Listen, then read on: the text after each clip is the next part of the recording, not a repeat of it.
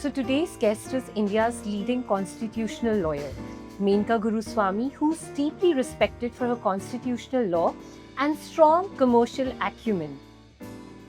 It is really an exercise of will, endurance, and self-belief because the system is not set up to be kind. I think the sense that your whole life is to belong to the law, that's the bit I disagree with. I don't think that makes for a very happy life. So you have to find what it is that you think you will love and then figure out if you can work hard enough to be good at it, because whatever you love and you want to do, you will have to work hard at it. Being a good lawyer is actually being a good storyteller, and it has to have a narrative strong arc within it, and it has to be told in a way that it is accessible to someone. It is important that we should be collegial and we should be able to come out of the courtroom. I should be able to disagree with you, you should be able to disagree with me. We should be able to treat each other well, and we should be able to get a coffee at the end. I learned courtcraft, no question, but I learned values of integrity. I learned values of endurance, and I learned, hopefully, to be brave. Those are the most important things I learned. You will need all of that multiple times in your legal career. Whether you are a junior, whether you are a senior,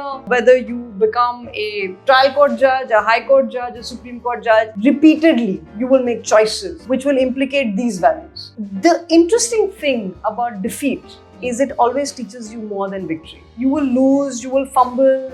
The first few times you will make a mistake, and then eventually you will learn to navigate. If you look at the walls of the Supreme Court, there are only men, old men on every wall. There's no women. Walls are institutions telling the people who come to them who they have belonged to and who has defined them. Symbolically, who you put up on a wall makes a huge difference for that next generation that is sitting there, because you are telling this young person it is possible for you to make it also, and this institution belongs to you also, and you are welcome here also. I think that is what accessibility is how do you change institutions that have traditionally left out people of certain kinds. The biggest thing which has changed is AI.